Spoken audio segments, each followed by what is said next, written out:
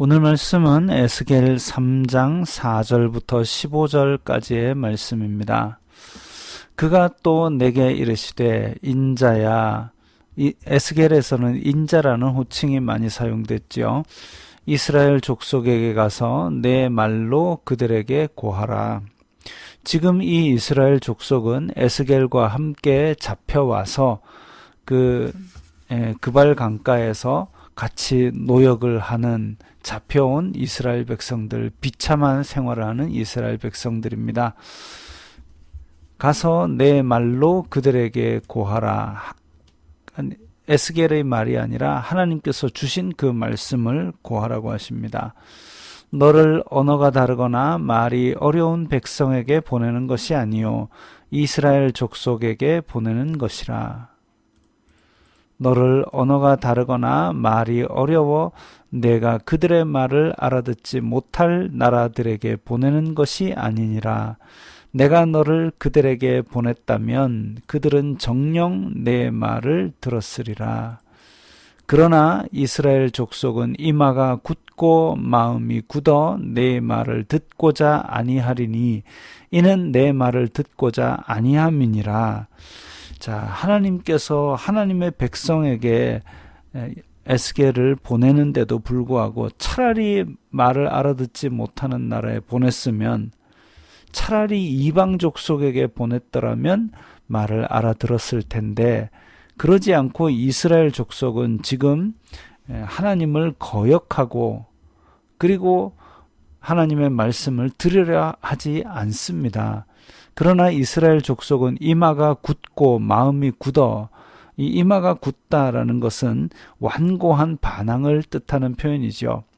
내 말을 듣고자 아니하리니 이는 내 말을 듣고자 아니함이라. 하나님의 말씀 자체를 듣기 싫어하는 백성인 것입니다. 보라, 내가 그들의 얼굴을 마주 보도록 내 얼굴을 굳게 하였고 그들의 이마를 마주 보도록 내 이마를 굳게 하였으되, 그래서 거역하는 백성에게는 강렬한 말씀을 주시도록 그 마음을 굳게 하였습니다. 내 이마를 화석보다 굳은 금강석 같이 하였으니 그들이 비록 반역하는 족속이라도 두려워하지 말며 그들의 얼굴을 무서워하지 말라 하시니라. 하나님께서 앞에서도 한번 말씀하셨지요. 그들은 하나님의 말씀을 듣지 않고 반항하지만 그들을 무서워하지 말랍니다. 다시 말하면 하나님의 말씀을 듣기 싫어서 에스겔에게 협박을 하고 핍박을 할 것입니다. 그것 무서워하지 말라고 말씀하십니다. 또 내게 이르시되 인자야, 내가 내게 이를 모든 말을 너는 마음으로 받으며 귀로 듣고. 하나님의 말씀을 전할 사람은 먼저 자기의 체화가 되어야 된다 그랬습니다. 마음으로 받고 귀로 듣고, 이 에스겔이 해야 될 이야기죠. 자기는 마음으로 받지도 않아놓고 하나님의 말씀을 전할 수는 없는 노릇이죠. 사로잡힌 내 민족에게로 가서 그들이 듣든지 아니 듣든지 그들에게 고하여 이르기를 주 여호와의 말씀이 이러하시다 하라. 자, 이 10절 11절 부분은 앞에 2장 6절 7절에서도 한번 나왔던 말입니다. 그래서 듣든지 아니 듣든지 그들에게 고하여 이르라.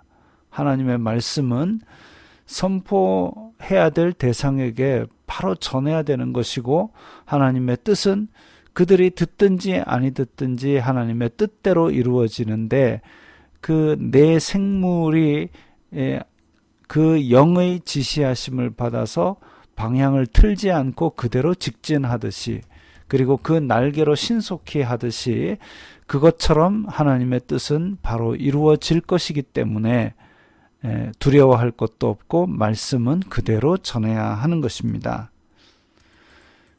그때에 주님의 영이 나를 들어 올리시는데 내가 내 뒤에서 크게 울리는 소리를 들으니 찬송할지어다 여호와의 영광이 그의 처소로부터 나오는도다 하니, 이는 생물들의 날개가 서로 부딪히는 소리와 생물 곁의 바퀴 소리라 크게 울리는 소리더라. 주님의 영이 나를 들어 올려 데리고 가시는데 내가 근심하고 분한 마음으로 가니. 자, 근심하고 분한 마음. 이게 이제 하나님께서 이스라엘 백성을 향한 마음입니다. 저렇게 죄를 지어서 되겠나라는 근심한 마음, 괴로운 마음과 그리고 죄에 대한 하나님의 분노, 이것을 가지고 간 것이지요. 여호와의 권능이 힘있게 나를 감동시키더라. 하나님의 성령의 감동으로 말미암아 지금 아주 깊이 사로잡혀 있는 에스겔의 모습입니다. 이에 내가 델아빕에 이르러 그 사로잡힌 백성 곧 그발 강가에 거주하는 자들에게 나아가 그 중에서 두려워 떨며 7일을 지내니라. 자, 델아빕 이러면 이제 이스라엘 말로는 텔아비브 이러면 지금 현재의 텔아비브는 아닙니다. 왜냐하면 그발 강가라고 이야기 나왔기 때문에 아마 그발 강가에 포로로 사로잡혀 있는 이스라엘 백성들이 거주하는 한 도시의 이름을 델아빕이라고 지은 것 같습니다.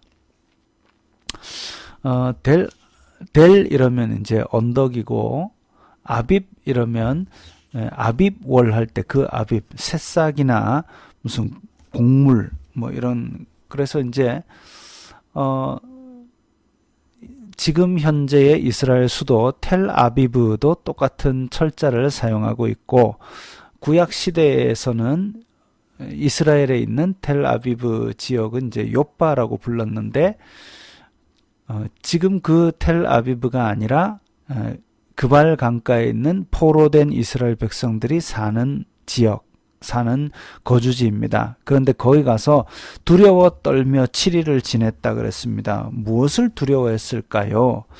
그래서 쉬운 성경을 보니까 어리둥절한 채 7일을 보냈습니다. 어리둥절하여. 또 영어 성경을 보면 압도당하여 뭐 이런 의미의 단어가 쓰였는데 개역 성경, 옛날 성경에는 민답히 여겨 아주 어려운 단어를 썼습니다. 그런데 히브리어 사전을 찾아보니까 넋을 잃다, 경악하다 이런 뜻이 쓰였습니다. 이 모든 뜻을 종합하여 보면 지금 에스겔은 하나님께서 심판하신다는 그 강력한 애통의 말씀을 가지고 왔는데, 그런데 실제로 이스라엘 백성들 포로로 잡혀온 이스라엘 백성들의 지역에 가봤더니 그들의 삶의 모습이 여전히 회개하지 아니하고 여전히 하나님을 의지하지 아니하는 모습을 보고 거기에 대해서 넋을 잃고 경악하면서,